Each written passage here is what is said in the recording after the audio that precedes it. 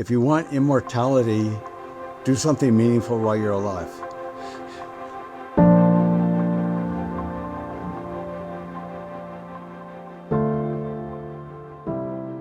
How would you describe the current state of American science?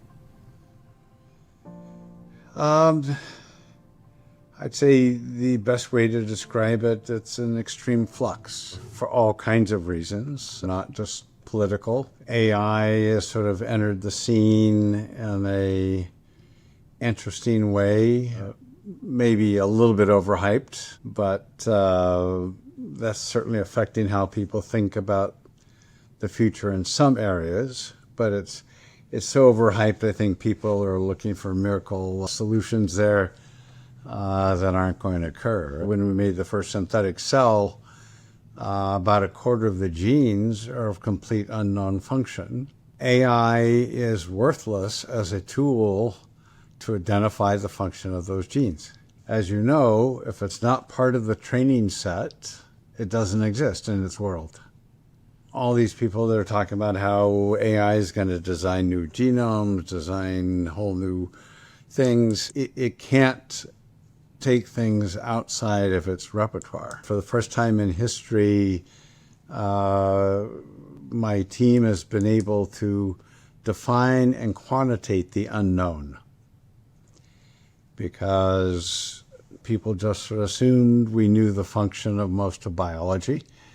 And now we have an exact quantitation of how much we don't know on each cell. And it's going to be different for each one, but we do have a way to quantitate it now. But it's not something AI can currently solve for us. As functions of these genes get sorted out in their role in biology, then that becomes part of the training set for the future. But that's just a side example of how people are putting a little bit too much hype and hope and belief into a new system that's supposed to do everything for everybody, right? We're all limited by our training sets. So we're in flux because of that. We're in flux because of the funding and the competition and the political turmoil in the world. And now so much of science is dependent on open, candid communication across countries, open movement of people. We're suffering a lot in the U.S. Medically because so many of our interns and residents come from overseas. And so every hospital now, there's just huge wait logs, huge wait times, because we've blocked the manpower coming in. And the same is true for science with postdocs and graduate students. This is the fuel that feeds the future of science. New young blood coming in and getting educated and excited about the future. So we're shooting ourselves in the foot a little bit there, and at the same time, we're facing increasing competition at very substantial levels. In the field of synthetic biology, China's outspending the U.S. 10 to 15 to 1. And as an example, my book about making the first synthetic cell, Life at the Speed of Light, I think it's maybe its second printing in the U.S., but it's like its 8th or 9th printing in China. It keeps selling there much better, and there's much more interest, and the government there really recognizes this is the future of industrial engineering. It's the future of science. It's the future of manufacturing. China's been a bit one way on data sharing with the human genome. They suck data in. They don't allow data to go out. And this is at everybody's loss, including their own. Having a database of all Chinese genomes and conditions will be of interest, but it's the outgroups and the differences between all the ethnogeographic groups where all the discoveries will be made. And we have the opposite problem in this country. Our databases are mostly Western European males. So we're all suffering from the lack of diversity, and I know that's a dirty word now, but for science and understanding biology and understanding the human race, human potential, human disease. That's essential. What do you think needs to change in American science? Well, there's so many things that do need to change. I think we're slowly getting back there. We've seen where Congress is starting to get a little bit of a backbone and put some money and funding back into getting good, solid basic science going.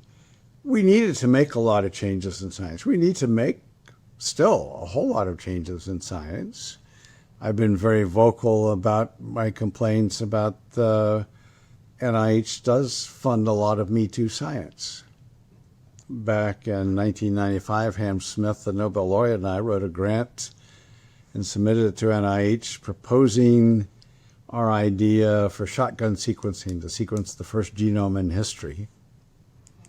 And it was turned down with extreme prejudice. And even when we were almost completely finished with the genome, we had no doubt in our minds it was going to work, the mathematics would work, the assembly worked. And I wrote a letter to Francis Collins saying, you should consider funding this just so NIH won't be embarrassed when after you turned it down, we went ahead and were first in history.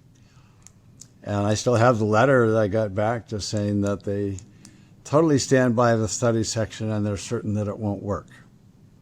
So the rest is history, as you probably know. A short time later, we published the first genome in history. But what had happened, because we proved an idea worked, we then were flooded with funding from NIH and DOE and other agencies to do more and more genomes. So they'll fund an idea after it's proven to be correct, but that's not how science works at its best. We fund new ideas and take risk to get to those new ideas faster. So I've said many times the American public should feel outraged they're not getting 10 times the discoveries that they could be getting and should be getting because we don't fund new ideas and new science. Several years ago, when the new NIH director came in, he wanted to form a special award for high-risk research. And he asked Sidney Brenner and I to head up a committee to recommend some candidates for this award.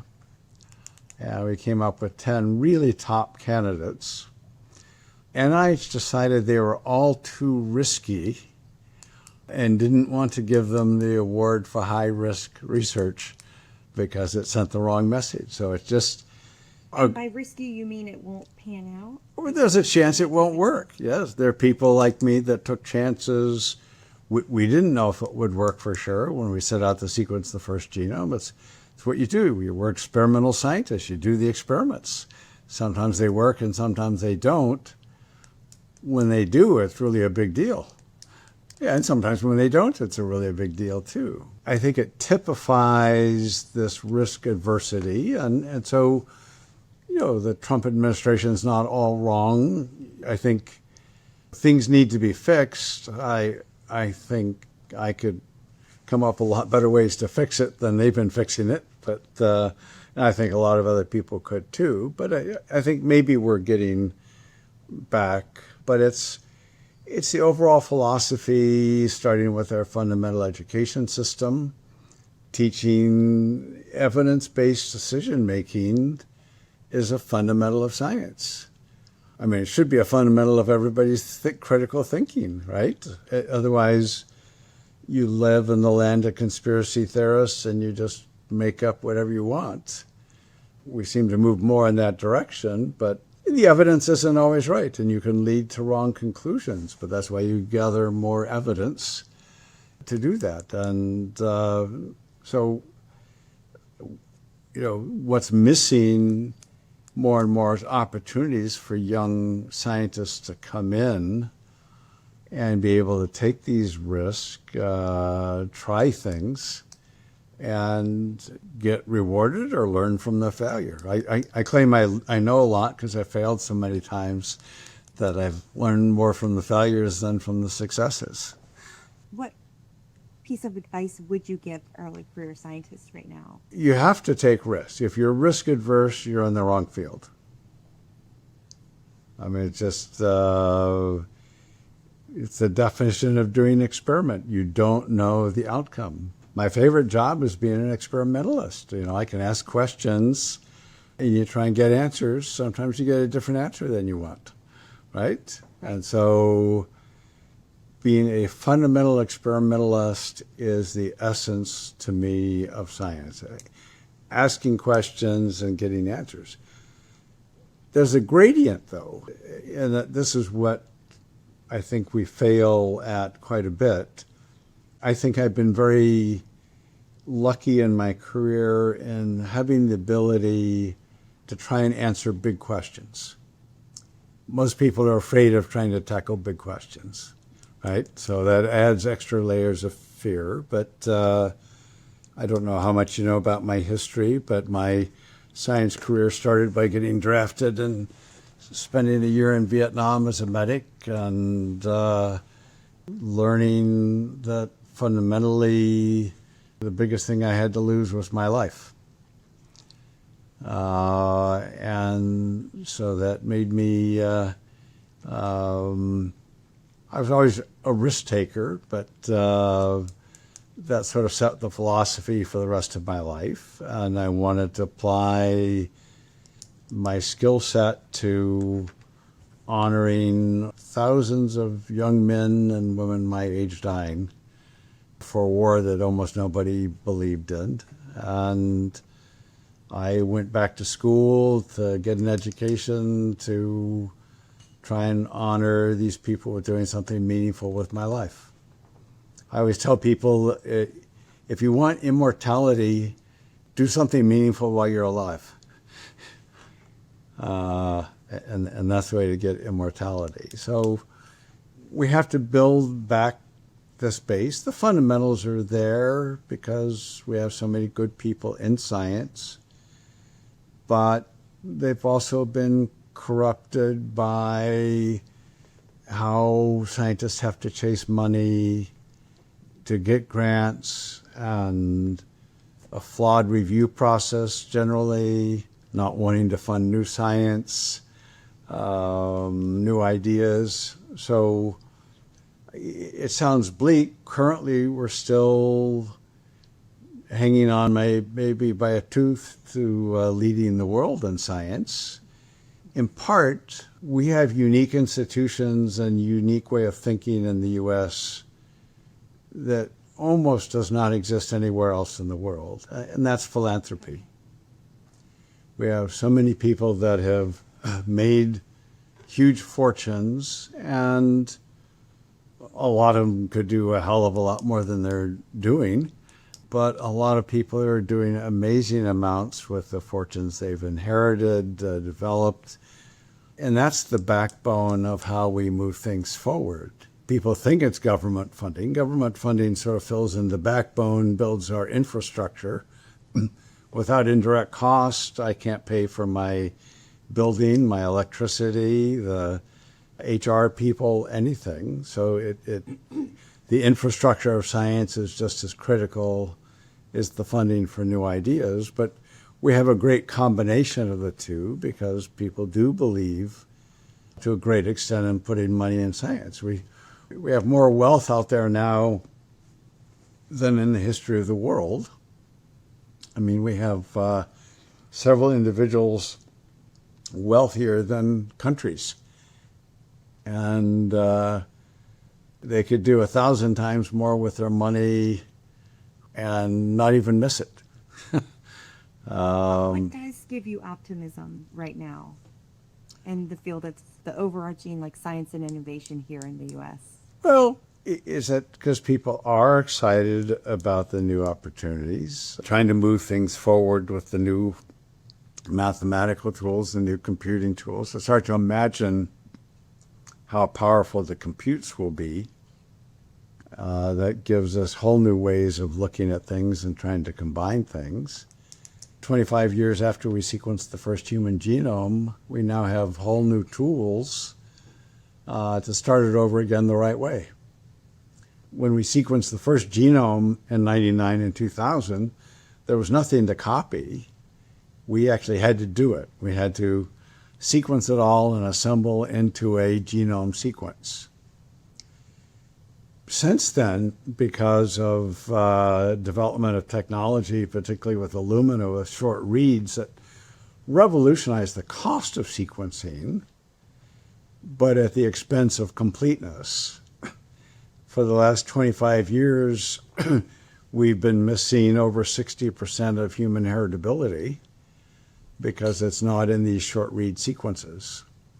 So now with new technology like with PacBio and Oxford Nanopore, we can get very long reads. We can now, for the first time, assemble full genomes and try and find the missing 60% of human heritability, understand human traits. This has to lead to great leaps forward in medicine. We all had these great dreams 25 years ago, and they got sort of subverted by geneticists being sure that single letter changes explained everything in the genetic code, which they don't. And that just by doing short read sequencing and layered on my genome or a reference genome would solve everything. So it's amazing it's taken 25 years to realize how faulty it's been. And also, I chose just to fund sequencing more genomes instead of what's the key thing? How do we understand your body and your physiology? We have to understand your genetic code, and we have to understand your complete phenotype, and we have to put those two together. So just sequencing more genomes tells us a lot about ancestry and history. It doesn't tell you the shape of your face. It doesn't tell you the spectrum your brain will function at with all these different things, susceptibility for environmental interactions, disease, wellness. And this is where AI can be very helpful, of being able to take all the information we could know about an individual and relating it back to their genome. Only now we'll be able to do this tens, hundreds of thousands, millions of times as the tools keep getting better. But they all have to be developed. But that's why I'm optimistic. I see it being possible now for what we dreamt about 25 years ago is now doable. And is that how your field has changed in the last few years in terms of the automation, in terms of being able to do these full genomes? Just in the last few months even. It's like it's just really starting to change because we're still having to change the fundamental thinking of the researchers in the field. But the definition of a genome became its cost.